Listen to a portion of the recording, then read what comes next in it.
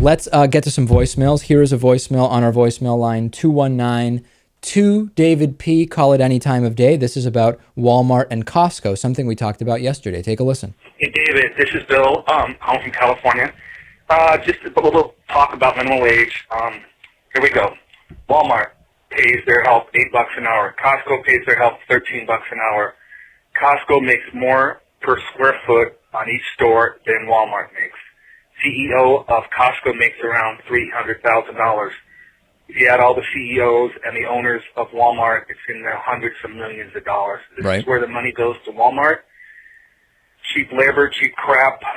Bottom line is they could afford to raise the minimum wage double. This is my opinion, double. And I was a manager in restaurants and retail. Yeah, no, we talked about this yesterday, that people make the argument that, well, Costco has a membership fee, so they're inflating their profit margins. I was reminded by a bunch of people, including member Carly Frost, about how Walmart also does own Sam's Club, which is similar to Costco, has a membership fee, etc. So not only is that argument not valid, it actually is not even a legitimate thing to bring up because of the existence of Sam's Club. This voicemail is spot on, and I think some very good points are being made. Here's another voicemail about Hatriot Mail and about Glenn Beck. Take a listen.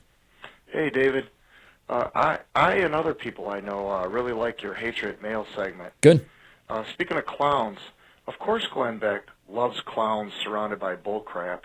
He's a clown full of bullcrap. Right. And he thinks clowns are artists, just like a janitor thinks janitors are sanitation engineers. I used to be a janitor, so I know.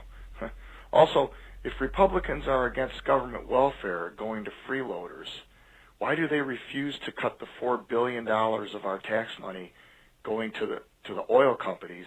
Well, they rip us off at the gas pump. Yeah, you know, I'm glad that the caller brings up the issue of oil. I just had a conversation with someone saying gas is so expensive in Europe, it's so cheap here in the US. That's not really true, because when you take into consideration the tax breaks that are going to the oil companies, that's part of what keeps the cost of gas down, right? So you are kind of paying for that because it's your tax money that the government then gives as subsidies or tax breaks to the oil companies. And in addition, the production process is in and of itself subsidized as well. So when you actually compare the cost of gas in Europe to the US, you've got to take into consideration all of the costs. And we also need to think about the social costs. I don't think a lot of people do. Excellent, excellent voicemails today. The show can continue if you become a member and get the bonus show. davidpakman.com/membership. Today on the bonus show, Lewis will talk to us about Tesla, and he will talk to us about many, many other things. That's it for this week. Become a member. You'll get a bunch more programming and support the show. davidpakman.com/membership.